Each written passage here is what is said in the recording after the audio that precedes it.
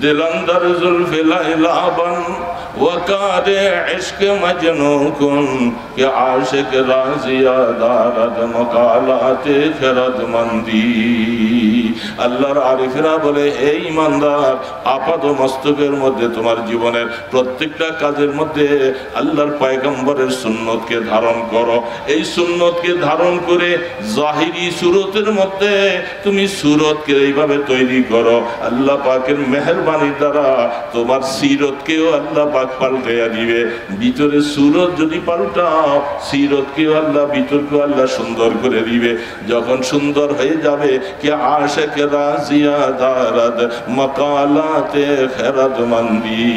সমস্ত ওলি বুজুর্গরা বলে থাকে, যারা সত্যিকার সুন্নতের আশিক হয়ে জীবনকে সুন্দর করবে, কিয়ামতের ময়দানে তাদের পুরস্কার আল্লাহ পাক কুদরতের দ্বারা অনেক পুরস্কার দিবেন। রাসূল নিজে তাদেরকে সুপারিশ করবেন। আল্লাহ রাসূল বলেছেন, যাদেরকে মসজিদের মধ্যে বেশি বেশি যাতায়াত করতে দেখবা, তাদেরকে ঈমানদার বলে সার্টিফাই করো। তারা যে ঈমানদার, এটা আল্লাহ তাদেরকে সার্টিফাই করলেন। আমি রাসূল বলতেছি, তোমরাও সাক্ষী থাকো মসজিদে যাতায়াত করার কারণে সেই লোকটা মুসলমান আর ঈমানদার। তেমনি ভাবে মুসলমান মাথার মধ্যে টুপিটা দাও, কেন তুমি এটাকে ছেড়ে দিলা? এই অবস্থায় যদি তুমি যে কোনো রাস্তায় যদি মারা যাও, যেহেতু গালের মধ্যে দাড়িও নাই, তোমাকে চিনা বড় মুশকিল, মাথায় টুপিটাও নাই, কমপক্ষে রাস্তায় পকেটের মধ্যে যদি তালাশ করে তোমার টুপিটা খুঁজে পাওয়া যায়, তুমি যে মুসলমান আর কারো কাছে জিজ্ঞাসা করা লাগবে না, তোমাকে শ্মশানে নিয়ে পড়বে না, তোমার জন্য কবরের ব্যবস্থা করা হবে। তুমি ইহুদি নাসারাদেরকে খুশি করো না, মদিনাওয়ালা তিনি নারাজ হয়ে যায়। আফসোস ঈমানদার, যেই জামানার মধ্যে আমার এই তরিকাগুলি জামানার মানুষের থেকে সব বিবর্জিত হয়ে যাচ্ছে, ওই সময় যে আমার এই সুন্নতগুলাকে আঁকড়িয়ে ধরবে, মজবুতের সাথে ধরবা, কিয়ামতের ময়দানে তাকে বদর উহুদের যুদ্ধে শহীদানদের 100 শহীদের সওয়াব তার আমলনামায় আসবে। من تمسك بسنتي عند فساد أمتي فله أجر 100 شهيد। তামাসসুক বলা হচ্ছে জীবন যেতে পারে আল্লাহর পয়গম্বরের সুন্নত তরিকা আমার থেকে যাব না, এটার নাম হলো তামাসসুক। ফামান শারাহাল্লাহু সাদরাহু লিল ইসলাম। হে বাবা, ইসলামের এই কথাগুলি কে পালন করবে? যার দিলের মধ্যে আল্লাহর পক্ষ থেকে হেদায়েতের নূর ঢুকবে। আল্লাহ যার সিনাকে হেদায়েতের জন্য কবুল করেছে, সেই পারবে কথাগুলি শুনতে আর ইসলামের এই জিনিসগুলি পালন করার জন্য চেষ্টা করবে। হাজারো বাধা আসলেও কোনোদিন আল্লাহর পয়গম্বরের আমলকে ছাড়বে না। যদি সে এইভাবে করতে পারে, আল্লাহ পাক বলেন, মনে রাখবা তুমি ঈমানদার বলে আমি আল্লাহ সার্টিফাই করলাম, এবং তুমি ঈমানের নূর নিয়া কবরে যাওয়া তোমার নসিব হয়ে যাবে। মুসলমান, এ আমার বাবাজিরা, আপনাদের হাতে ধরে বলি, পায়ে ধরে বলি, আল্লাহর পয়গম্বরের সুন্নতগুলির কথা, এটা অপারেশনের মতো যেটা আমাদের থেকে ছুটে যাচ্ছে, দয়া করে কষ্ট করে বুঝে এটাকে আমল করতে যদি তুমি পারো, মনে রাখবা এটার পরেই তোমার সাথে যে আচরণ, যেই ব্যবহার, যেই পুরস্কার আসবে, তখন তুমি ওই অভিশপ্ত নয়, তুমি ওই অপারেশনওয়ালা রোগীর মতো খুশি হয়ে যাইবা। আল্লাহর পক্ষ থেকে পুরস্কার যখন তোমার সামনে আসবে, মওতের সময় যখন তোমাকে ঘোষণা দিবে, ইয়া আইয়াতুহান নাফসুল মুতমাইন্না, এ প্রশান্ত আত্মাওয়ালা, আসো আসো মাওলার দিকে চলে যাও। ওই মাওলা, যেই মাওলা তোমার উপরে রাজি, তুমিও মাওলার উপরে রাজি। এ বাবা, গুনাহগার, ফাসিক, ফুজ্জার, যারা মওতের সময় তাদের অবস্থাটা যখন ফেরেশতা আসবে, রূহটা পালাইতে থাকবে, বিকট চেহারা নিয়ে আসবে, বিভিন্ন লোমকূপের ভিতরে ভিতরে পালাবে। ফেরেশতা এটাকে চাপ দিবে, পালাবার মতো জায়গা নাই, কোথায় যাবে? রুটা তার জন্য বের হতে রাজি না। আল্লাহ সুবহানাহু ওয়া তাআলা বলেন, ঈমানদার নেককার কষ্ট করে আল্লাহকে রাজি খুশি করো, মওতের বিছানায় যখন যাইবা, আরে মালাকুল মওত তোমার সামনে রেশমি কাপড় নিয়ে আইসা তোমার রূহটাকে এইভাবে করে বাইর করা লাগবে না। রূহটাকে যখন সামনে জান্নাতের নাজ নেয়ামতগুলি ধরবে, রূহটা খপ করে বের হয়ে আইসা রেশমি রুমালের ভিতরে চলে যাবে। উখরুজি সাখিতাতাম মাসখুতা। ফাসিক, ফুজ্জার, নাফরমান, গুনাহগার, কাফের, মুশরিক তাদেরকে ঘোষণা হবে, তুই বের হয়ে আস, মজাটা দেখবি। আল্লাহ নারাজ, ফেরেশতারা নারাজ, সব নারাজ। কবরে যাইয়া দেখো মজাটা কি বুঝবা। তুমি এই গোসা অবস্থায় মাওলার গোসা নিয়ে তুই বের হয়ে আস। আর নেককারকে বলবে, এ নেককারের রূহ উখরুজি রাদিয়াতাম মারদিয়া, এ নেককারের রূহটা বের হয়ে আসো, বের হয়ে আসো। আমার মাওলা তোমার উপরে রাজি, তুমিও মাওলার দানের উপরে তুমিও রাজি। এমন একটা হায়াত অর্জন করো, এমন একটা হায়াত অর্জন করো, তবে কষ্ট হবে। এই হায়াতটা অর্জন করতে কষ্ট লাগবে কি লাগবে না বাবা? এই জন্যই আল্লাহ পাক বলছেন, ওয়াল্লাযীনা জাহাদু ফীনা লানাহদিয়ান্নাহুম সুবুলানা ওয়া ইন্নাল্লাহা লামাআল মুহসিনিন। আল্লাহ সুবহানাহু ওয়া তাআলা বলছেন, একটু দ্বীনের উপরে চলার জন্য তোমাকে কষ্ট করা লাগবে, কষ্ট করা লাগবে। কষ্ট ছাড়া মজা আসবে না। أعوذ بالله من الشيطان الرجيم. بسم الله الرحمن الرحيم.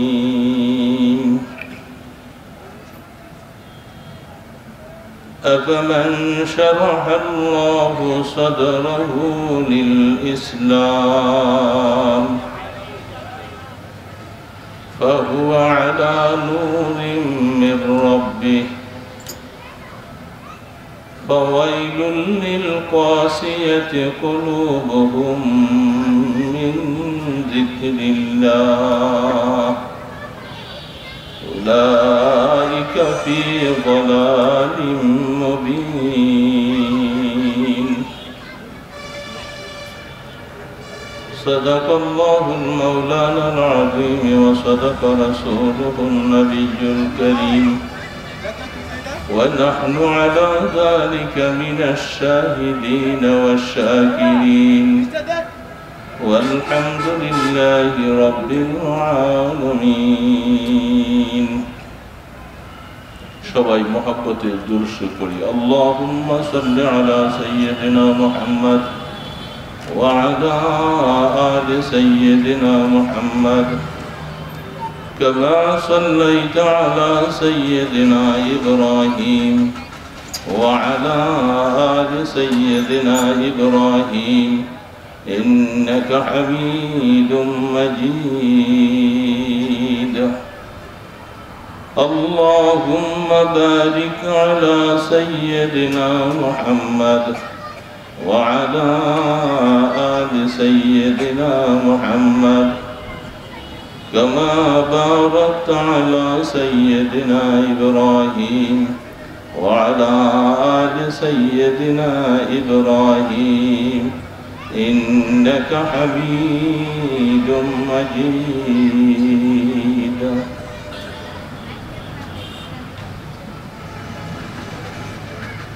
ওলামা পরিষদ কর্তৃক আয়োজিত ইসলামী মহাসম্মেলনের সম্মানিত সভাপতি হযরত উলামায়ে কেরাম ও উপস্থিত নিকা দিনদার মুসলমান ভাইরা, কথা বলতেছি, সবগুলি মানুষের চেহারা অধিক কেন দেখতেছি বুঝতেছি না। দুরূদ শরীফ মহব্বতের সাথে পড়তে বলছিলাম। ওখানে কি এমন কোন আল্লাহর বান্দা আছেন যে দুরূদ শরীফটা না পড়ে ওইদিকে চেয়েছিলাম? অবশ্যই আছে। আমি দেখতেছিলাম যে ঠোঁট নড়ে না, আলোচনা, এই জায়গাটা এটা ট্রাক স্ট্যান্ড। আমাদের এই প্রোগ্রামটা আশপাশে হাজার হাজার মানুষ চলাচল করে, যাওয়া আসা করে। সেই হিসাবে এখানে কখনো সেজদা দেওয়া হয় না। আল্লাহ পাকের নাম নেওয়ার সুযোগটা তেমন করে আমার ভাইয়েরা পায় না। জমিন যেন আল্লাহ পাকের কাছে এই বলে ফরিয়াদ করছেন যে আল্লাহ, আমি শুধু কেবল এই সারা জীবন শুধু কেবল ব্যবসা, মানুষেরা আমার উপরে চলাচল করবে, আমি কি আল্লাহ পাকের দুই একটা নাম নেওয়ার মতো কোনো মানুষ কি খুঁজে পাবো না? জমিন সেও কথা বলে, আমরা বুঝি না, আমার আল্লাহ বুঝেন, ঠিক না বেঠিক? সেই হিসাবে কিছু নামাজি মানুষ, কিছু নেককার, কিছু ভালো মানুষ এই জায়গাটার মধ্যে পদচারণা করেন। এটা জমিনের তামান্না, জমিনের আশা। এবং এখান থেকে চলাচলে কত হাজার হাজার মানুষ বিভিন্ন কাজে ব্যস্ত। তারা অনেক সময় সময়ের জন্য কখনো গিয়ে দু চারটা দিনই কথা শোনার সুযোগ পায় না। মাইক লাগিয়ে দেওয়া হয়েছে, কমপক্ষে জায়গায় বসে বসে হলেও যেন কিছু দিনই কথা শুনতে পায়। এই উসিলায় হয়তো তাদের দিলটা আল্লাহ পাক হেদায়েতের জন্য খুলে দিবেন। একজন মানুষ দ্বীনের উপরে চলে আসবে। একটা আল্লাহর বান্দাও যদি দ্বীন বুঝে, সে যদি নেককার হয়ে যায়, পুরা মাহফিলটা সার্থক হয়ে যায়। তাই আমি বলছিলাম যে আমরা মহব্বতের সাথে একটু দুরূদ পড়ি। অনেকে বুঝতে পারে না দুরূদ পড়তে বলছি, এটা যে কত বড় একটা নেয়ামত আসলে বুঝলাম না। দুঃখ লাগে মাঝে মধ্যে। আমরা আলোচনার মজলিসে গিয়ে বসলেই যিনি এখানে আলোচক হিসাবে বসেন, তিনি দুরূদ শরীফ পড়েন, অনেক সময় পড়তে বলা হয় না। বলার পিছনে কারণ হলো, যারা শ্রোতা এখানে বসছেন তারা নিশ্চয়ই নবীর উম্মত, সন্দেহ তো নাই, কি বলেন? রাসূলের উম্মত। সেই হিসাবে দুরূদ যখন আলোচনা পড়তে থাকি, এটা কানের মধ্যে পড়ার সাথে সাথে তাদের স্মরণ আসা দরকার যে আমারও দুরূদ পড়া দরকার, ঠিক না? এটি তো হৃদয়ের স্পন্দন, রাসূলকে ভালোবাসার একটা নামান্তর। আমি হয়তো উদাসীন ছিলাম, গাফিল ছিলাম, অন্য মনস্ক ছিলাম। যখনই মাইকে আলোচনা হচ্ছে দুরূদ পড়ি, তখন আমাকে সাথে সাথে দুরূদের সাথে সম্পৃক্ত হয়ে দুরূদের গানটা আমিও গাইতে থাকি।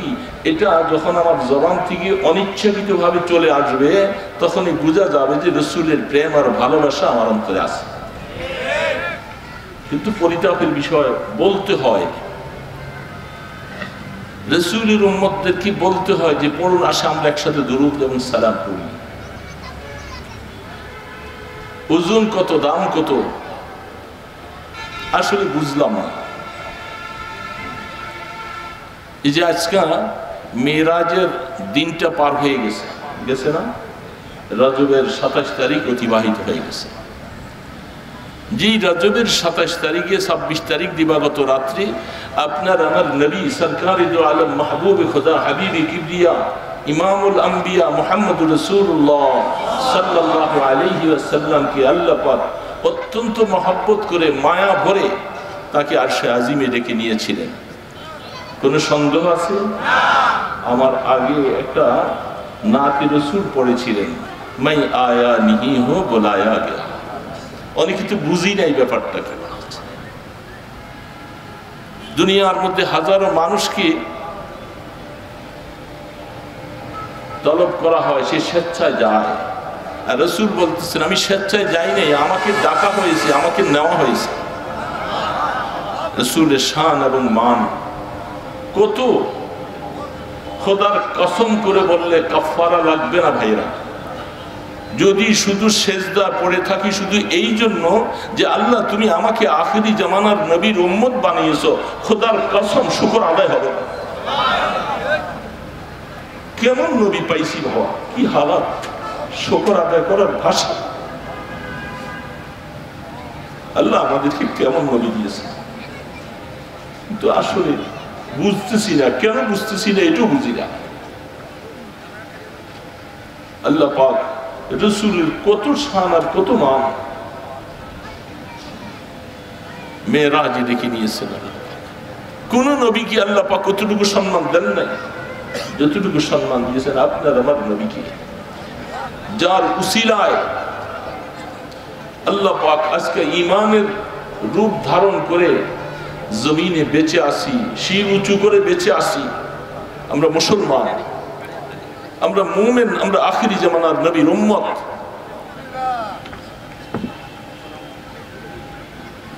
এই আশপাশের আমার ইমানদার মুসলমান ভাইয়েরা, অল্প সময় কথা, অনেক হুজুররা আসবেন পরে আলোচনা করবেন। আমি অল্প সময় কয়েকটা কথা আপনাদের সামনে আরজ করার ইচ্ছা পোষণ করেছি। আমার মনে এই জিনিসটা ব্যথা যে কেন মুসলমান দুরুদের ব্যাপারে এত গাফেল, কেন উদাসীন। আমরা পারি শুধু বৎসরে একবার একটু মিলাদ করতে পারি, এছাড়া আর কিছু পারি না। একটা ভালো ট্রাক খরিদ করে আনলে, একটা দোকান যদি কেউ উদ্বোধন করতে চায়, একজন হুজুরকে দাওয়াত দেওয়া হয়, কিছু জিলাপি একত্রিত করে একটু মিলাদ করে কতক্ষণ শেষ হয়ে গেল। এটা আমরা বুঝি, আর দুরুদ বুঝতেছি না। আর বুঝলাম বৎসরে একবার পড়লেন, আর দুরুদ তো প্রত্যেকটা সেকেন্ড মুহূর্তে পড়া যায়। এখানে জিলাপি লাগে না, হুজুর ডাকা লাগে না, আপনি নিজে নিজে মহব্বতের সাথে দুরুদের গান গাইতে থাকবেন। কেন পারি না? আমার বহু ট্রাকের শ্রমিক ভাইরা আছে, মালিক পক্ষ আছে, শ্রমিক ভাইরা আছে, অনেকেই আছে, আর রাস্তা দিয়ে চলে যাচ্ছে ট্রান্সপোর্ট লেভেলের হাজার হাজার ইমানদার। একটু কান পেতে শোনো, দুইটা চারটা কথা বলছি। আল্লাহ তোমাকে শ্রমিক বানিয়েছে, তোমাকে একটা ট্রাকের মালিক বানিয়েছেন, তুমি গাড়ি নিয়ে রাস্তায় চলাচল করো। তুমি বুঝতে হবে যে আল্লাহ আমাকে ট্রাকের শ্রমিক বানাইছেন, মালিক বানাইছেন, দোকানদার বানাইছেন। এটা দুনিয়ার একটা ব্যাপার। আখির পরিণতি হিসাবে সর্বশেষ অবস্থা আমি একজন মুমিন, আমি একজন মুসলিম। আমার মৃত্যু হবে, আমাকে কিয়ামতের ময়দানে রহমতে দু আলমের সামনে আমার উপস্থিত হতে হবে। এই কথাটা মনে রাখা লাগবে। আমাদের অনেক শ্রমিক ভাইরা, তারা রসুল বুঝতে চায় না, তারা মাজার বুঝে। তারা দলবল নিয়ে সবাইকে নিয়ে বৎসরে একবার উরুসে চলে যায়, শাহজালাল ইয়ামানি রহমতুল্লাহ আলী এখানে যায়, আজমির শরীফ যায়, বিভিন্ন জায়গার মধ্যে যায়। এরা বৎসরে একবার সেটা বুঝে, যার কারণে টাকা পয়সা খরচ করে শ্রম দিয়ে সেখানে যায়। আখের বুঝতে পারলাম না, যেই লোকটা বুঝলাম একজন শাহজালাল ইয়ামানি রহমতুল্লাহ আলীকে আপনারা যতটুকু ভালোবাসেন তার থেকে লক্ষ গুণে বেশি ভালোবাসেন ওলামায়ে কেরাম। কারণ ওলামায়ে কেরাম তাকে জেনে বুঝে ভালোবাসে যে তিনি সুদূর ইয়ামান থেকে আসছেন, তিনি আমাদের দেশে ইসলাম প্রচার করেছিলেন, যাকে আল্লাহ পাক এত কারামত দিয়েছিলেন, যার কারামতের কারণে তখনকার সময় হিন্দু রাজা বাদশারা সব ম্লান হয়ে গেছেন, সব ধূলিসাৎ হয়ে গেছেন। আল্লাহ পাক ইসলামের বড় বাড়াকে সমুন্নত করেছেন। আজকে সারা দেশি এলাকার মধ্যে ইসলামের ডঙ্কা চলছে।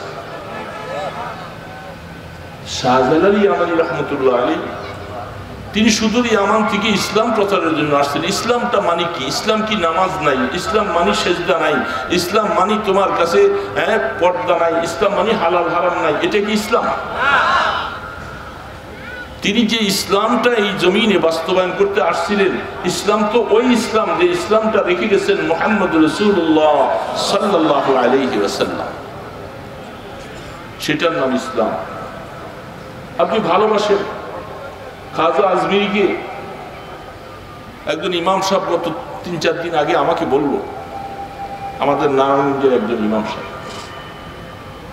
তিনি বলতেছেন, হুজুর আমার একজন মুসল্লি, ভালো মুসল্লি, আমাকে বললেন যে হুজুর রজব মাসটা প্রায় শেষ হতে চললো, আর একটা জুমা বাকি, সারাটা মাস চলে গেল, একটা জুমায়ও তো খাজা আজমিরির প্রশংসার ব্যাপারে কিছু কথা বললেন না।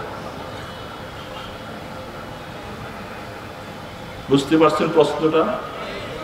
কারণ ওনার ধারণা হলো যে রজবের সাথে খাজা মাইনুদ্দিন চিশতি রহমতুল্লাহ আলাইহির একটা সম্পর্ক আছে। দেখেন না, রজব আসলেই আমাদের দেশের এক ধরনের ভাইয়েরা কাওয়ালিওয়ালারা তারা গান বাজাইয়া সারা রাত কাটিয়ে দেয়। তারা চাচ্ছে যে রজব মাসের সাথে খাজা মাইনুদ্দিন চিশতি রহমতুল্লাহ আলাইহির সম্পর্ক। এই জন্য সেই মুসল্লি ইমাম সাহেব হুজুরকে বলছেন যে হুজুর মাসটা শেষ হয়ে গেল, মাইনুদ্দিন চিশতি রহমতুল্লাহ আলাইহির ব্যাপারে একটু কিছু বললেন না।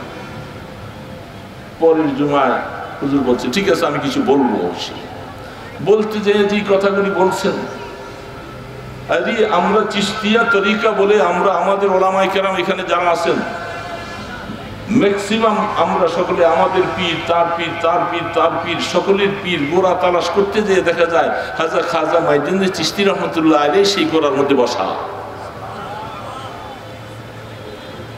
যিনি এত বড় একজন আল্লাহর প্রিয় বান্দা, এত বড় মানুষ, ওনাকে ভালোবাসি মানে নামাজ পড়ব না, রাত ভোর ওনার প্রশংসা গাইলাম, উনি এই করতে পারে ওই করতে পারে, ওনার প্রশংসা গাইলেন। ওনার প্রশংসার ওনার জীবনীর মধ্যে উনি আল্লাহর ওলি আল্লাহর কুতুব হয়েছিলেন নামাজ পড়ে না না পড়া। এ বাবা সত্যিকার কথা দিল থেকে বলো, আমি তোমাদেরকে ওয়াজ করতে বসি নাই, কয়েকটা কথা বলতে বসছি, সুযোগ পাইছি। সবসময় সব জায়গায় সুযোগ পাওয়া যায় না। আমি চাচ্ছি যে আমার এই এলাকার মধ্যে অনেক ভাইরা বসে বসে মাইকের আওয়াজের কথা শুনছেন, অনেক ট্রাকের শ্রমিক ভাইরা যারা নামাজ পড়ার সুযোগ পান না, আপনার সবকিছু সুযোগ মিলে একত্র সেজদা আল্লাহকে দেবার মতো সুযোগ নাই, একটা সুযোগ পাইছি এই জন্য দুইটা কথা বলে যাচ্ছি। রাগ করতেছে না তো? সব রকমের ওয়াজ সব জায়গার মধ্যে সবসময় বলা হয় না। এখানে জায়গায় এই কথা আমাকে বলতেছে, কয়েকটা কথা বলে যাও। জায়গার চাহিদা হিসাবে এখান দিয়া হাজারো দিন চলাচল করেছি, দুইটা কথা কাউকে বলার সুযোগ হয় না, আল্লাহর সুযোগ হয়েছে সেই জন্য বলতেছি। তো আমি জিজ্ঞাসা করতে চাই, মাইনুদ্দিন চিশতি রহমতুল্লাহ আলাইহি আমাদের পীরের পীর, পীরের পীর, আমরা সকলে সেই সিলসিলার মানুষ, আমাদের গোড়া আমাদের মুরব্বী খাজা আজমিরি রহমতুল্লাহ আলাইহি। আমরা খাজা মাইনুদ্দিন চিশতি রহমতুল্লাহ আলাইহিকে সম্মান করি না আর বুঝি না। সম্মান বুঝি তোমরা গান গাইলি সম্মান হলো, নামাজ একত্র পড়লা না, না দুরুদ পড়লা, না সালাম পড়লা, না নিজের মধ্যে সুন্নতের কোনো অবস্থা আনলা, না নিজের বিবিকে পর্দা রাখাইলা, না হালাল খাইলা না হারাম খাইলা, এগুলি একটা না। এটা কি খাজা মাইনুদ্দিন চিশতি রহমতুল্লাহ আলাইহির চরিত্রের মধ্যে ছিল না? তা আমরা কেমন ভালোবাসা, কেমন ভালোবাসা। তাসিল ইলাহা ওয়া তুযহিরু হুব্বাহু, তাসিল ইলাহা ওয়া তুযহিরু হুব্বাহু, আযাল আমরি ফিল কিয়াস বাদিউ।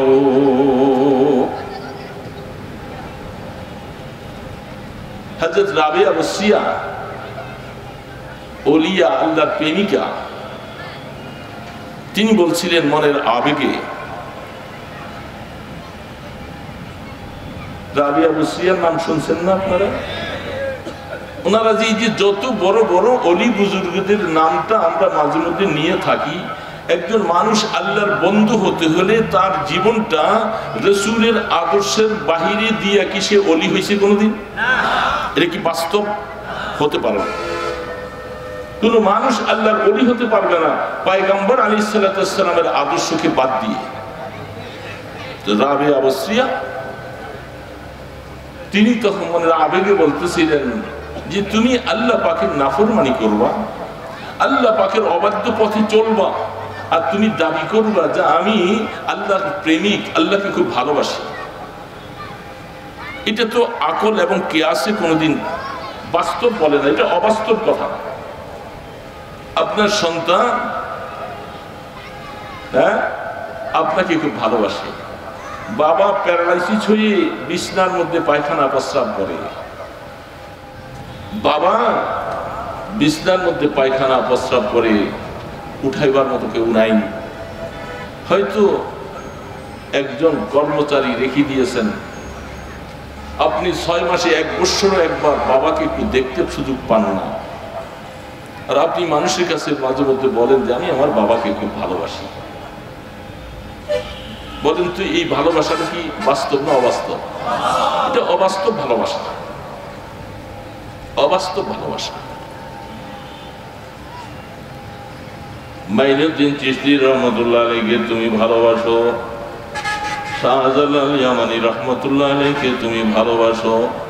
ভালোবাসার মানে হলো তারা যেই পথে চলার জন্য তোমাকে বলছিল, যে আমল করে তারা আল্লাহর প্রেম অর্জন করেছো, যেই প্রেমের টানে তুমি টাকা পয়সা খরচ করে তাদের মাজারে চলে যাও, তাদের সেখানে চাদর চড়াও, সেখানে মোমবাতি অনেক কিছু দাও, সেই প্রেমটা তোমাকে টেনে টেনে সেখানে নিল।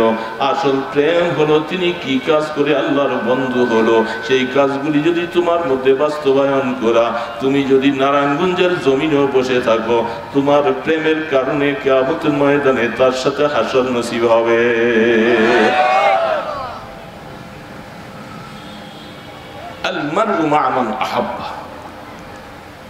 আমি তার অনুসরণ করার মানে হলো তিনি কিভাবে চলতে বলছেন, কিভাবে আল্লাহ পাকের সাথে সম্পর্ক করতে বলছেন, আমি ওইটা একটাও করব না, সব নিজের মন গড়া চলবো।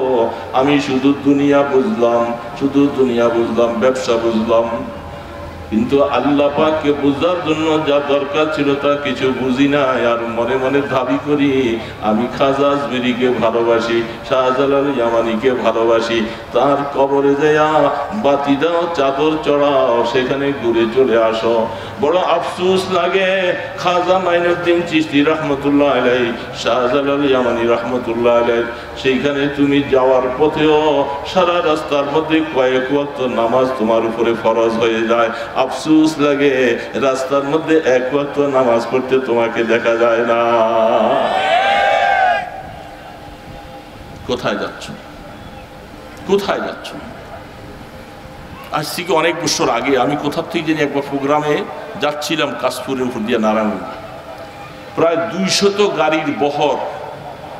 তাদের গাড়ির অবস্থার কারণে আমি এক সাইডে অনেক সময় গাড়ি নিয়ে দাঁড়িয়েছিলাম। প্রায় 200 গাড়ির বহর নারায়ণগঞ্জ থেকে সিলেটের উদ্দেশ্যে রওনা। একজন মসজিদের ইমাম সাহেব তিনিও সাথে গেছিলেন, আমার কাছে ব্যক্ত করলেন, বলে আমি তো দেখছি দাঁড়িয়ে দাঁড়িয়ে।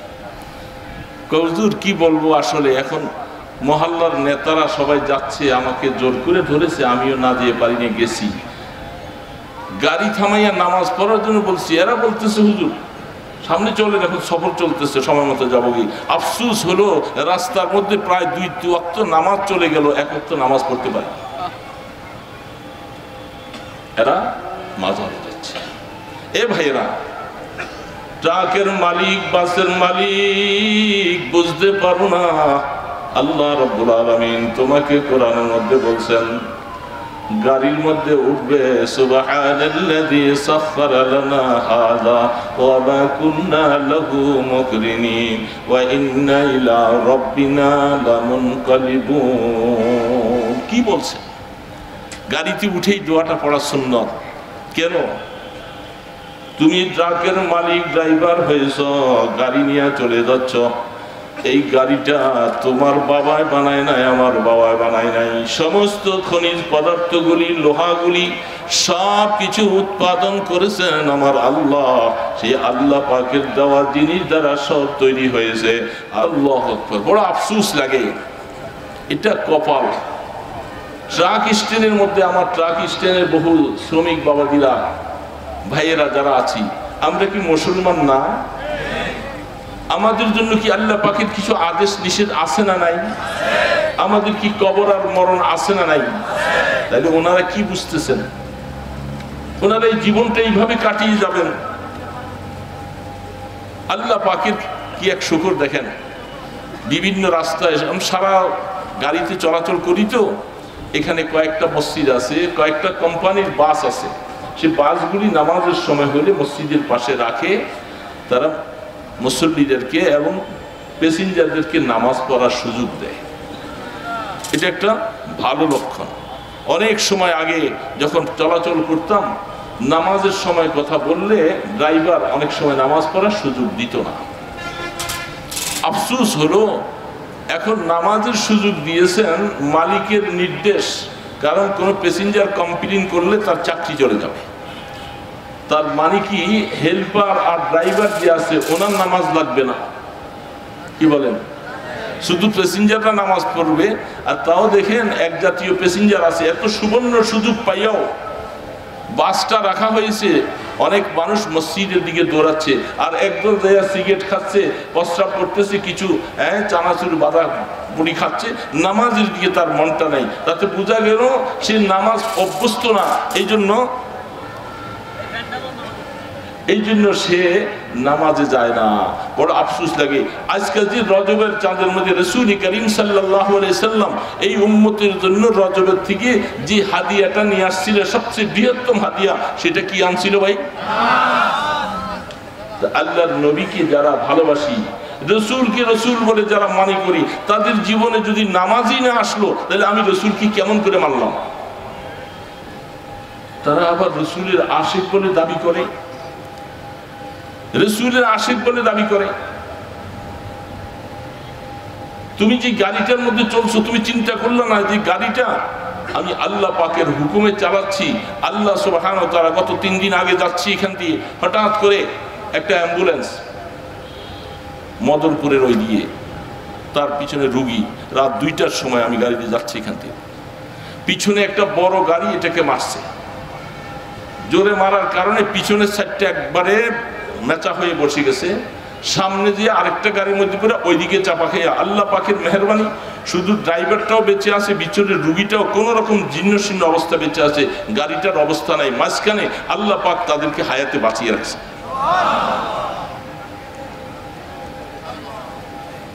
এ বাবা, রাস্তাঘাটে চলো, ট্রাক নিয়ে, গাড়ি নিয়ে, সবকিছু নিয়ে, ভরসা করবে কার উপরে? এ বাবা, কার উপরে ভরসা করবে? হেফাজত করার মালিক কে? আল্লাহ কি বুঝবো না? আল্লাহ কি চিনবো না? যত বড় পারদর্শী ড্রাইভার হও না কেন তুমি, আল্লাহ যদি হেফাজত না করে তুমি রাস্তায় এইভাবে বাঁচতে পারবে না। আল্লাহ পাক মেহেরবানি করে এইভাবে করে আপনাকে আমাকে হেফাজত করে রাস্তা দিয়ে নিয়ে যাচ্ছে।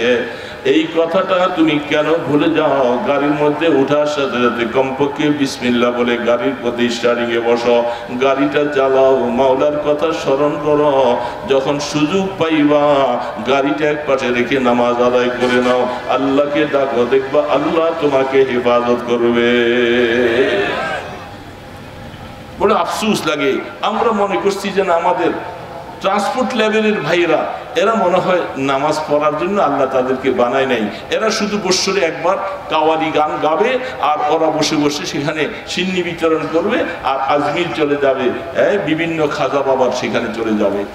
বড় আফসোস লাগে, মুসলমান ভাইদের আকীদা তা হতে পারে না। আল্লাহু আকবার। তো আমরা শত উলামায়ে কেরাম বলতে পারি, বলা পর্যন্ত আমাদের দায়িত্ব। উলামায়ে কেরাম সব সময় চিন্তা করে, ফিকির করে, কেমন করে একজন ইমানদারকে নামাজি বানানো যায়, একজন ইমানদারকে আল্লাহর পরিচয় দেওয়া যায়, তার মধ্যে রসুলের প্রেম কেমন করে আসবে, সেই ফিকির আর চিন্তা ওলামায়ে কেরাম, এই জন্য ওলামা পরিষদ বানানো হয়েছিল। ইমানদার তাদের চিন্তাধারা হলো আমরাই যেন শুধু জান্নাতে যাব নয়, আমার ইমানদার মুসলমান ভাইদেরকে নিয়ে জান্নাতে যাওয়ার জন্য যেন রাস্তাটা খুলে যায়। এই ফিকির নিয়ে আজকাল জুমার নামাজে আমি মিম্বরে বসা, বাহিরে, মসজিদের বাহিরে মুসল্লি কিছু দাঁড়িয়ে আছে, খুতবার আজান যখন হচ্ছে, যখন আশহাদু আন্না মুহাম্মদ রাসূলুল্লাহ মুয়াজ্জিন যখন বলতে শুরু করছে, আমি মিম্বর থেকে নজর করে দেখতেছি গেট বরাবর একজন আল্লাহর বান্দা খুব রসুলের প্রেমে চুমা দেওয়া শুরু করছে। আশহাদু আন্না মুহাম্মদ রাসূলুল্লাহ বললে কিছু মোহাব্বতের সাথে কি করে? চুমা দেয়। তো আমি নজর করে দেখলাম ওনার গালের মধ্যে দাড়ি একটাও নাই, এবং জুমার নামাজ পড়ার সময়, আজকে শুক্রবার, শরীর পরিষ্কার করে সুন্দর সুরত ধারণ করে আসার সময় আজকেও একবার ভালো করে ক্লিন শিপ হইয়া তিনি আসছেন। তিনি রসুলের প্রেমে চুমা দেওয়া শুরু করছে। ফতুয়া দরকার নাই, রাসূলের প্রেমে পড়ে যদি সত্যিকার তুমি একটু চুমা দিয়ে থাকো, তোমার জন্য আমি বলবো তোমার মতো মানুষের জন্য বৈধ হয়ে যেতে পারে। জীবনে দাঁড়াইয়া প্রস্রাব করো, নামাজ পড়ো না, করতো দাড়ি নাই, যে দাড়িটা রাখতে গেলে তোমাকে বহু মানুষের কাছে জবাবদেহি করতে হয়। বিবি ভালোবাসে না, বন্ধুরা ভালোবাসে না, তুমি রাসূলের ভালোবাসাকে প্রত্যাখ্যান করে তুমি দাড়িটা কামাই আসলা। চুমা দিতে কষ্ট লাগে না, দাড়ি রাখতে কষ্ট লাগে। এটা সহজ মহব্বত, ভালোবাসার মহব্বত অল্প সময়। চুমাটা দিতে 1 পয়সা খরচ হয় নাই, কষ্ট হয় নাই। দাড়ি রাখতে গেলে বিবির কষ্ট হবে, বিভিন্ন ওয়ালাদের কষ্ট হবে, সবাই মনে চাবে না।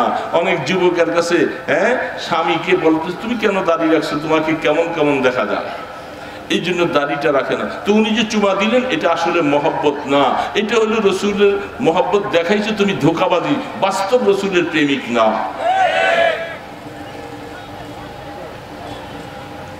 এখন আমাদের সমাজের মধ্যে এই অবস্থাগুলি চলছে।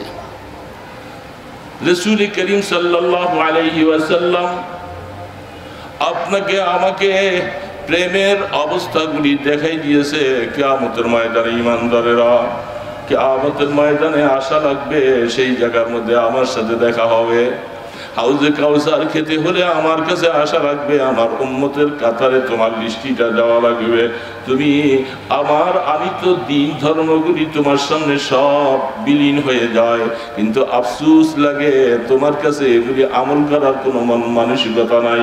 এই জন্য সমস্ত ভাইদেরকে, শ্রমিক ভাইদেরকে সকলকে উদাত্ত আহ্বান করে বলবা, তুমি যে কামাই রোজগার করতেছ এটার সব কিছুর ভিতরে তোমার ছেলে সন্তান সকলেই বন্টন পাবে। তুমি যে নামাজ ছেড়ে দিলা, আল্লাহর হুকুমকে লঙ্ঘন করলা, অপবিত্র অবস্থায় রাস্তার পাশে দাঁড়াইয়া দাঁড়াইয়া প্রস্রাব করা, প্যান্টটা সহ নষ্ট করা, তুমি এইভাবে হায়াত কাটাইলা। এই অবস্থায় যদি অ্যাক্সিডেন্ট হয়ে যদি মারা যাও, ও ইমানদার বাবা, বুঝার বাকি নাই তোমার হালাতটা কোথায় যাবে, তোমাকে বোঝা দরকার। কেমন মুসলমান, তুমি দাঁড়াইয়া প্রস্রাব করলা, প্যান্টের বুতাম খুলে তুমি দাঁড়াইয়া প্রস্রাব করলা। 1 নম্বর দাঁড়াইয়া প্রস্রাব করলা না যায়, 2 নম্বরে নাপাকিগুলি তোমার কাপড়ের সাথে মিশ্রিত হইয়া তুমি অপবিত্র হয়ে গেলা। এই অবস্থায় মারা যাইবা, এই অবস্থায় কবরে গেলে তোমার কবরে শাস্তি হবে। মুসলমান সন্তান দাঁড়াইয়া দাঁড়াইয়া প্রস্রাব করে, দেখছেন আপনারা এরকম মানুষ আছে না নাই? রাস্তায় ঘাটে চলবার সময় অবস্থা আফসোস লাগে। আমরা এই চরিত্রগুলি কোথায় পাইলাম? মদিনার পয়গম্বর কি চরিত্র আমাদেরকে দিয়ে গেছেন ভাই? আমরা কি রসুলকে ভালোবাসি? রসুলকে ভালোবাসলে চরিত্র তো আমাদের মধ্যে আসতে পারে না। এই চরিত্রগুলি সব আসছে ওই সমস্ত লোকদের থেকে যারা রসুলকে গালি দেয়, যারা রসুলের নামে বদনামি করে, যারা রসুলের বিবিদের উপরে আক্রমণ করে কথা বলে, সেই ইহুদি নাসারা নাস্তিকওয়ালারা সেই চরিত্র মুসলমানদের মধ্যে এগুলি সব সাইলাভ করে পরিষ্কার করে মুসলমানদের মধ্যে ঢুকাই দিয়েছে। মুসলমান রসুলকে ভালোবাসে, দাঁড়াইয়া প্রস্রাব করে, কোনোদিন তা হতে পারে না।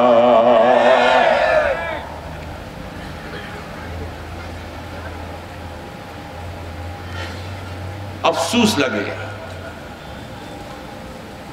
दिल अंदर जुल्फ़े लैलाबन वकारे इश्क मजनू कुन कि आशिक राज़िया दारद मकालाते खिरदमंदी। আল্লাহর আরিফরা বলে, হে ঈমানদার, আপাত মস্তকের মধ্যে তোমার জীবনের প্রত্যেকটা কাজের মধ্যে আল্লাহর পয়গম্বরের সুন্নতকে ধারণ করো। এই সুন্নতকে ধারণ করে জাহিরি সুরতের মধ্যে তুমি সুরতকে এইভাবে তৈরি করো, আল্লাহ পাকের মেহেরবানির দ্বারা তোমার সিরতকেও আল্লাহ পাক পাল্টাইয়া দিবে। ভিতরে সুরত যদি পাল্টাও, সিরতকেও আল্লাহ, ভিতরকেও আল্লাহ সুন্দর করে দিবে। যখন সুন্দর হয়ে যাবে, কে আশিক রাজিয়া দারাদ মাকালাতে খেরাদমন্দি। সমস্ত ওলি বুজুর্গরা বলে থাকে, যারা সত্যিকার সুন্নতের আশিক হয়ে জীবনকে সুন্দর করবে, কিয়ামতের ময়দানে তাদের পুরস্কার আল্লাহ পাক কুদরতের দ্বারা অনেক পুরস্কার দিবেন। রাসূল নিজে তাদেরকে সুপারিশ করবেন। আল্লাহর পয়গম্বরের সুন্নতগুলি এখন ছুটে যাচ্ছে, রাসূলের আদর্শগুলি এখন নাই বলতে হয়, সব ছুটে যাচ্ছে। এই সমাজের যুবক মসজিদের মধ্যে গত 3 দিন আগে জোহরের নামাজ পড়তেছিল, অসুস্থের কারণে পিছনে চেয়ারে বসে বসে নামাজ পড়ি। নামাজের আমার সামনের কাতারের মধ্যে আমি লক্ষ্য করে দেখলাম, ওই কাতারের অর্ধেক ডান পাশে এক কাতারের মধ্যে প্রায় 40 জন মানুষ। এর মধ্যে আমি গণে দেখলাম যে কমপক্ষে 15 জন মানুষ, যুবকেরা যারা আছে এদের একজনের মাথায় টুপি নাই। আমি চিন্তা করলাম কেন এটা আসলে, টুপিটা গেল কোথায়, টুপিটা কোথায় চলে গেল? যুবকদের মাথায় আল্লাহর মেহেরবানি, বুড়াদের মাথা কিন্তু এখনো টুপি আছে, ঠিক না ব্যাঠিক? যত টুপিটা ছাড়ছে সব যুবকেরা। কেন তারা টুপিটা ছাড়ছে, এটার পিছনে কারণটা কি? আমি কারণ খুঁজে পাচ্ছি না। হয়তো তারা কি বলছে যে টুপি আল্লাহ রসুলের আদর্শ না। ওলামায়ে কেরাম এশারিতে সব মুহাদ্দিসিনরা এখানে বসে আছে, বলে হুজুরদের কাছে জিজ্ঞাসা করেন টুপি কি আল্লাহ রসুলের সুন্নত আছে না নাই? সবাই বলেন আছে না নাই? যারা মাথায় দেন নাই তারাও স্বীকার করতে হবে, মাথায় দেই নাই এক কথা, কিন্তু আল্লাহ রসুল জীবনে টুপি মাথায় দিয়েছিলেন কি দেন নাই? এখনের যুব সমাজ আমরা টুপি হারাইলাম কেন? আগে দেখছি মাশাআল্লাহ অনেক সময় মাথায় সব সময় রাখতে না পারলেও প্যান্টের পকেটে টুপিটা ভাঁজ করা ছিল, নামাজে যাওয়ার সময় লোক কমপক্ষে টুপিটা মাথায় দিয়ে নামাজ পড়ছে, নামাজ পড়ে বাইরে আইসা প্যান্টের পকেটে। এখন টুপিটা টোটালি ছেড়ে দিচ্ছে, ঠিক না ব্যাঠি? কেরে বাবা কি হয়েছে, কি কারণ? নিশ্চয়ই তোমাদের কাছে কোন সংবাদ, কোন ব্যক্তির পক্ষ থেকে কোন ফতোয়া তোমার কাছে নেটের মাধ্যমে চলে আসছে যে টুপিটা ইসলামের মধ্যে কোনো ব্যাপার না, ফ্যাক্টর না, টুপি মাথায় দেওয়া সুন্নত না, এই কথাগুলি তোমরা সম্ভবত নেটের মধ্যে দেখতেছ। দেখতে দেখতে আস্তে আস্তে করে তোমরা নামাজটা পড়তে যাও, টুপিটাকে বিরক্তবাদ মনে করতেছ। এই ইমানদার মনে রাখো, টুপিটা শায়ের ইসলাম, ইসলামের নিদর্শনগুলির মধ্যে টুপি একটা বড় নিদর্শন। যার মাথার মধ্যে টুপি দেখা যায় নিশ্চয়ই একজন মানুষ দেখলে মনে করবে লোকটা মুসলমান। মুসলমান বলে আপনাকে ডেকে বলা লাগবে না। যেমন মসজিদের দিকে যখন যায়, আল্লাহ রসুল বলছেন যাদেরকে মসজিদের মধ্যে বেশি বেশি যাতায়াত করতে দেখবা তাদেরকে ইমানদার বলে সার্টিফাই করো। তারা যে ইমানদার এটা আল্লাহ তাদেরকে সার্টিফাই করলেন। আমি রসুল বলতেছি তোমরাও সাক্ষী থাকো মসজিদে যাতায়াত করার কারণে সেই লোকটা মুসলমান আর ইমানদার। তেমনি ভাবে মুসলমান মাথার মধ্যে টুপিটা দাও, কেন তুমি এটাকে ছেড়ে দিলা? এই অবস্থায় যদি তুমি যে কোনো রাস্তায় যদি মারা যাও, যেহেতু গালের মধ্যে দাড়িও নাই, তোমাকে চিনা বড় মুশকিল, মাথায় টুপিটাও নাই, কমপক্ষে রাস্তায় পকেটের মধ্যে যদি তালাশ করে তোমার টুপিটা খুঁজে পাওয়া যায়, তুমি যে মুসলমান আর কারো কাছে জিজ্ঞাসা করা লাগবে না, তোমাকে শ্মশানে নিয়ে পড়বে না, তোমার জন্য কবরের ব্যবস্থা করা হবে।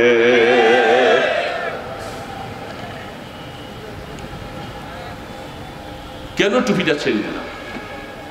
তারা বলতেছে হ্যাঁ টুপি ছাড়লাম, অথচ টুপির কত ইজ্জত কত কদর।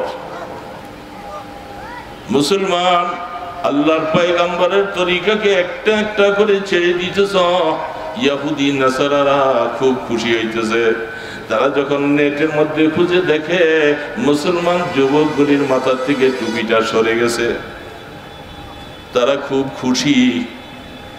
আমাদের ট্যাবলেটটা খুব কাজে লাগছে, মুসলমানদের মাথার থেকে টুপি উঠে গেছে। তুমি ইহুদি নাসারাদেরকে খুশি করো না, মদিনাওয়ালা তিনি নারাজ হয়ে যায়। আফসোস ইমানদার, যেই জামানার মধ্যে আমার এই তরিকাগুলি জামানার মানুষের থেকে সব বিবর্জিত হয়ে যাচ্ছে, ওই সময় যে আমার এই সুন্নত গুলাকে আঁকড়িয়ে ধরবে, মজবুতের সাথে ধরবা, কিয়ামতের ময়দানে তাকে বদর ওহুদের যুদ্ধে শহীদানদের 100 শহীদের সওয়াব তার আমলনামায় আসবে। من تمسك بسنتي عند فساد أمتي فله أجر 100 شهيد। তামাসসুক বলা হচ্ছে জীবন যেতে পারে আল্লাহর পয়গম্বরের সুন্নত তরিকা আমার থেকে যাব না, এটার নাম হলো তামাসসুক।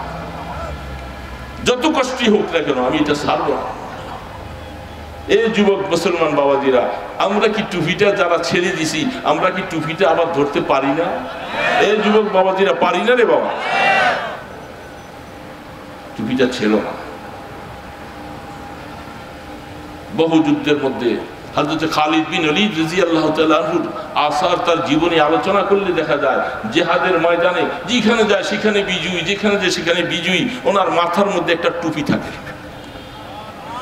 পরে দেখা গেছে টুপিটার ভিতরে আল্লাহর পয়গম্বরের একটা চুল দাড়ি মোবারক এটার ভিতরে ঢুকাইয়া সিলাই করে নিছে। সুবহানাল্লাহি ওয়া বিহামদিহি। এই টুপি নিয়ে যেদিকে যায় সেদিকে বিজয়ীর ডাঙ্কা চলতে থাকে। খালিদ বিন ওলীদের টুপিটা একদিন পড়ে গেছে মাথার থেকে যুদ্ধ চলাকালীন। তিনি এখন যুদ্ধ বাদ দিয়ে তাড়াতাড়ি মানুষকে ধাক্কাইয়া সরাইয়া টুপিটা তাড়াতাড়ি আগে উঠাই নিয়েছেন। সবাই বলতেছে ব্যাপারটা কি? সাহাবী ভাইরা বলতেছে খালিদ বিন ওলীদ তুমি এত ব্যস্ত হয়ে গেলা, টুপি পড়ে গেছে যাক আরেকটা বানাই নিবা। বলে না, বুঝবা না, এটার ভিতরে কি আছে এটা আমি জানি, আমার আল্লাহ জানে। মুসলমানের বিজয়ী আল্লাহ পাক দিয়েছেন সুন্নতের উপরে। আল্লাহর পয়গম্বরের তরিকাকে আঁকড়েই ধরো, তুমি যেখানে যাবে সেখানে ইজ্জত পাইবা, যেখানে যাবে সেখানে আল্লাহর মদদ তোমার সাথে থাকবে।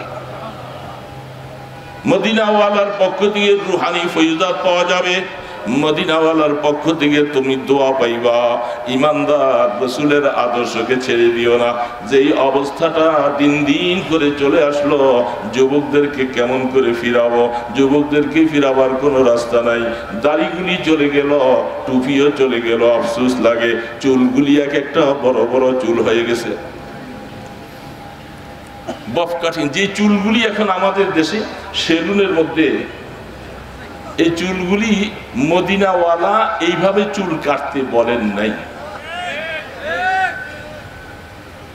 মাথার চতুর্দিক থেকে কাইটা সবাইটা মাথার উপরে মাঝখানে এসে একটা বিশাল চুটি করে রেখে দিয়েছেন। এইগুলি সব ইহুদি নাসারাদের চক্রান্ত, মুসলমানদের ভিতরে এসে ঢুকাই দিছে। আফসোস, আজ পর্যন্ত কোনো আলেমকে এরকম চুল কাটতে দেখছেন আপনারা?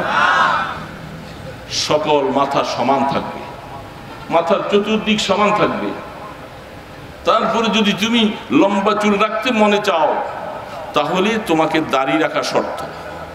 আমাদের দেশে আজকাল বহু ভাইয়েরা আছি যারা মাজারে দৌড়ায়, যারা বয়াতি গান নিয়ে দৌড়ায়, এদেরকে দেখবেন যে লম্বা লম্বা চুল রাখছে তৈল দিয়া, খুব সুন্দর চকচক করে, কিন্তু তাদের দাড়ি একবারে ক্লিনশি পরিষ্কার। পিছন থেকে বোঝা যায় না এই কি ছেলেটা পুরুষ না মহিলা।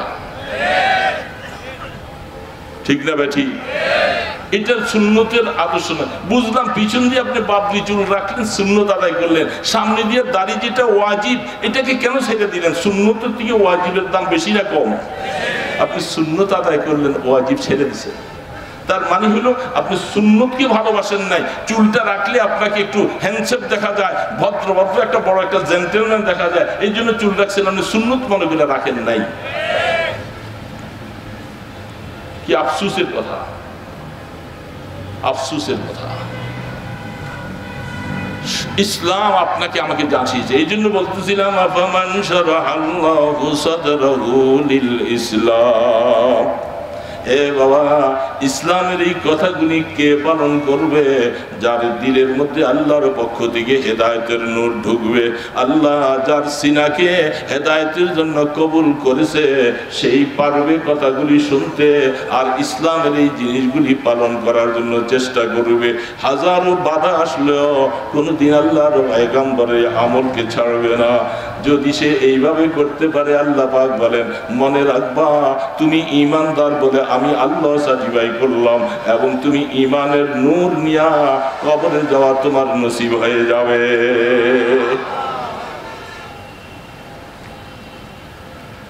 আল্লাহু আকবার। তো ভাইরা, আমি কথাগুলি যেগুলি বলছি এখন মজার মজার কিছু ঘটনা বললে আপনারা সবাই খুব কান পেতে শুনবেন। আমি এতক্ষণ যে কথাগুলি বলছি এগুলি অপারেশন। রুগীর অপারেশন করলে রুগী কষ্ট পায়, পায় না? না পায়? হ্যাঁ, পায় না? অপারেশনের কথা রুগী বলেন তো, যখন বিশাল কঠিন রোগে আক্রান্ত হয় ডাক্তারের কাছে সে নিজে যায়, যাবার পরে শুনে যে ডাক্তার এখন তার এটা অপারেশন করবে, সে স্বেচ্ছায় অপারেশনের জন্য রাজি হয়, ঠিক না? কারণ সে জানে অপারেশন হলে সাময়িক কষ্ট পাইলেও পরে আমি ইনশাল্লাহ সুস্থ হয়ে যাব, তখন আর আমার মধ্যে কোনো অসুবিধা থাকবে না, এই কথাটা সে জানে। কি বলে, ঠিক না? ঠিক তদ্রূপ মুসলমান, আমার বাবাজিরা, আপনাদের হাতে ধরে বলি, পায়ে ধরে বলি, আল্লাহর পয়গম্বরের সুন্নতগুলির কথা, এটা অপারেশনের মতো যেটা আমাদের থেকে ছুটে যাচ্ছে, দয়া করে কষ্ট করে বুঝে এটাকে আমল করতে যদি তুমি পারো, মনে রাখবা এটার পরেই তোমার সাথে যে আচরণ, যেই ব্যবহার, যেই পুরস্কার আসবে, তখন তুমি ওই অভিশপ্ত নয়, তুমি ওই অপারেশনওয়ালা রোগীর মতো খুশি হয়ে যাইবা। আল্লাহর পক্ষ থেকে পুরস্কার যখন তোমার সামনে আসবে, মওতের সময় যখন তোমাকে ঘোষণা দিবে, ইয়া আইয়াতুহান নাফসুল মুতমাইন্না, এ প্রশান্ত আত্মাওয়ালা, আসো আসো মাওলার দিকে চলে যাও। ওই মাওলা, যেই মাওলা তোমার উপরে রাজি, তুমিও মাওলার উপরে রাজি। এই ঘোষণা যখন আসবে, তখন তুমি খুশিতে বাগবাগ হয়ে যাবে। তখন তুমি বলবে, আহা, আমার এই কষ্টগুলি জীবনের সার্থক মজা। হাজারো কষ্ট করেছি, এই কষ্ট আমার কষ্ট নয়, যেহেতু আমার মৃত্যুর সময় আল্লাহ আমাকে প্রশান্ত আত্মাওয়ালা নেককারদের কথা বলে বলে, এ বাবা গুনাহগার, ফাসিক, ফুজ্জার, যারা মওতের সময় তাদের অবস্থাটা যখন ফেরেশতা আসবে, রূহটা পালাইতে থাকবে, বিকট চেহারা নিয়ে আসবে, বিভিন্ন লোমকূপের ভিতরে ভিতরে পালাবে। ফেরেশতা এটাকে চাপ দিবে, পালাবার মতো জায়গা নাই, কোথায় যাবে? রূহটা তার জন্য বের হতে রাজি না। আল্লাহ সুবহানাহু ওয়া তাআলা বলেন, ঈমানদার, নেককার, কষ্ট করে আল্লাহকে রাজি খুশি করো। মওতের বিছানায় যখন যাইবা, আরে মালাকুল মওত তোমার সামনে রেশমি কাপড় নিয়ে আইসা তোমার রূহটাকে এইভাবে করে বাইর করা লাগবে না। রূহটাকে যখন সামনে জান্নাতের নাজনে আমদগুলি ধরবে, রূহটা খপ করে বের হয়ে আইসা রেশমি রুমালের ভিতরে চলে যাবে। উখরুজি সাখিতাতান মাসখুতা, ফাসিক, ফুজ্জার, নাফরমান, গুনাহগার, কাফের, মুশরিক, তাদেরকে ঘোষণা হবে, তুই বের হয়ে আস, মজাটা দেখবি। আল্লাহ নারাজ, ফেরেশতারা নারাজ, সব নারাজ। কবরে যায় দেখো মজাটা কি বুঝবা। তুমি এই গোসা অবস্থায় মাওলার গোসা নিয়ে তুই বেরিয়ে আস। আর নেককারকে বলবে, এ নেককারের রূহ, উখরুজি রাদিয়াতাম মারদিয়া, এ নেককারের রূহটা বের হয়ে আসো, বের হয়ে আসো। আমার মাওলা তোমার উপরে রাজি, তুমিও মাওলার দানের উপরে তুমিও রাজি। এমন একটা হায়াত অর্জন করো, এমন একটা হায়াত অর্জন করো, তবে কষ্ট হবে। এই হায়াতটা অর্জন করতে কষ্ট লাগবে কি লাগবে না বাবা? এই জন্যই আল্লাহ পাক বলছেন, ওয়াল্লাযীনা জাহাদু ফীনা লানাহদিয়ান্নাহুম সুবুলানা ওয়া ইন্নাল্লাহা লামাআল মুহসিনিন। আল্লাহ সুবহানাহু ওয়া তাআলা বলছেন, একটু দ্বীনের উপরে চলার জন্য তোমাকে কষ্ট করা লাগবে, কষ্ট করা লাগবে। কষ্ট ছাড়া মজা আসবে না। কষ্ট, দাড়ি রাখতে কষ্ট, কি বলেন, কষ্ট না? টুপি মাথায় দিতে কষ্ট, মেসওয়াক করতে কষ্ট। এখন তো মেসওয়াক আমাদের সমাজ থেকে ম্যাক্সিমাম উঠেই গেছে, এখন ব্রাশ আছে, শুধু ব্রাশ, মেসওয়াক খুব কম। দাঁত পরিষ্কার হচ্ছে, কিন্তু মেসওয়াকের যে সওয়াব, এটা ব্রাশ দিয়ে দাঁত পরিষ্কার হবে, কিন্তু ওই সওয়াব পুরা পাওয়া যাবে না। মেসওয়াক উঠে গেছে, হাদিসের মধ্যে স্পষ্ট, মেসওয়াকের সাথে ওযু করে 1 রাকাত নামাজ পড়লে আপনাকে 70 রাকাত নামাজের সওয়াব দান করবেন আল্লাহ রাসূল বলছেন, কোনো সন্দেহ নেই। এই জন্য ওলামায়ে কেরাম লিখেন, পকেটে মেসওয়াক রাখে, যেখানে যায় সেখানে মেসওয়াক থাকে। ওযু করার আগেই কমপক্ষে 2-3টা ডলা দেই, আমি একটু কষ্ট হলেও সওয়াব পাবো 1 এ 70। বহুত দাঁত নাই, এমন আল্লাহওয়ালা বহু বুজুর্গদের পাশে বসে বসে দেখলাম আল্লাহু আকবার ওযু করতে বসছে। আমরা অনেক সময় পাশে বসছি খেদমত করবার জন্য, বসলাম, বসে দেখি হুজুরের দাঁত নাই, তারপরেও মেসওয়াকটা নিয়া মাটিটার মধ্যে একটু ডলা দিয়া মেসওয়াকটা ধুয়ে রাখলেন। বলে হুজুর দাঁত তো নাই। বলে দাঁত নাই এটা আল্লাহ দেখে, আমিও দেখি। তবে রাসূলের সুন্নতটা জীবন ভরা আমল করলাম, মেসওয়াক ছাড়া কোনোদিন ওযু করি নাই। এখন কেমন করে আমার কাছে ভালো লাগে না। এই জন্য মাটির মধ্যে হলেও কয়েকটা একটু ডলা দিয়ে রাখলাম, যেন আল্লাহ পাক আমার এই সুন্নতটাকে কবুল করে আমাকে যেন একটু আল্লাহর কাছে পুরস্কৃত করে। সুন্নতের উপরে চলার যে কি মজা, কি স্বাদ বাবা, এগুলি এখন উঠে গেছে, সমাজ থেকে উঠে গেছে। আমরা বহু নিজেদেরকে দিনদার মনে করি, সারা দিন এখন পর্যন্ত জুতা ঘর থেকে বের হইয়া এবং খোলার জন্য সারাদিন 5 বার 7 বার 10 বার জুতা খুলি আর পরি পায়ের মধ্যে, এরকম আছে না? আল্লাহ রসুল বলছেন তুমি জুতাটা খুলবা আগে বাম পায়ের, এটা সুন্নাত। জুতাটা পায়ে দিবার সময় ডান পাটা দাও। চাই তুমি আলেম হও আর জাহেল হও, মূর্খ হও, দোকানদার হও, ব্যবসায়ী হও, ট্রান্সপোর্টের শ্রমিক হও, যে কোনো লাইনে হও, তোমাকে মুফত সওয়াব পাওয়া যায় জুতা পরিধান করার সময় ডান পাটা আগে, জুতাটা খুলবার সময় বাম পাও। আমি মাঝে মধ্যে আল্লাহ আমার কাছে আফসোস লাগে, এই যে শীতের দিন অনেক সময় দেখি গায়ের কোটটা খুলে আমাদের অনেক মুসল্লি ভাইরা মসজিদের সামনে কোটটা সাথে রাইখা অজু করে, অজু করার পরে কোটটা গায়ে দেওয়ার সময় দেখি বাম হাতটা আগে দেয়। আমি দূরে বসে বসে চাই থাকি, আমার কাছে কষ্ট লাগে। একটা মুফত সওয়াব থেকে মাহরুম হয়ে যায়। কেন তুমি ডান হাতটা কোটের ভিতরে দিলে কি কোটটা পরা হইতো না? এই অভ্যাসটা কেন বানাইলেন যে আপনার বামটা হাতটা আগে দিতে হয়? অভ্যাস বানাই নিছেন। মোজাটা খুলছেন অজু করার সময়, এখন নামাজের পরে মোজা পড়তেছে, উনি পাটার মধ্যে আমরা দেখি বাম পাটা মোজার মধ্যে। আমি কয়েকজন কিভাবে ডাক দিছি, হারে ভাই মুফত একটা সওয়াব, আপনি যদি এখন মোজাটা পড়বার সময় ডান পাটা আগে পড়তেন একটা সওয়াব পাই যেতেন, মোজাও পড়া হতো, মদিনাওয়ালা খুশি হতো। আফসোস লাগে দিন দিন করে রসুলের আদর্শগুলি চলে যায়, আমরা খুশি, আমরা চিন্তা করতেছি এই সুন্নত যাইতে যাইতে আস্তে আস্তে এখন ফরজও সব চলে যেতেছে। রসুলের সুন্নতের মহব্বত চলে যাওয়ার কারণে রসুলকে এখন এই জামানায় যখন গালি দেয়, হাজারো মুসলমানরা নামাজ পড়ে মাথা নিচের দিকে চলে যায়, তার কাছে সামান্য একটু ব্যথা অনুভব হয় না যে আল্লাহ রসুলকে গালি দিতে আমার কি আসে দিল, ঠিক না? কারণ রসুলের সুন্নতগুলি মায়া নাই। রসুলের সুন্নতের মানে শুধু রসুলের প্রেম শুধু ওলামায়ে কেরাম করবে, আপনারা করবেন না? মাদ্রাসার ছাত্রদেরই শুধু রসুল, এই উম্মতের জন্য রসুল না? মিশকাত শরীফের দেখবেন শেষ পৃষ্ঠার মধ্যে কতগুলি হাদিস আছে,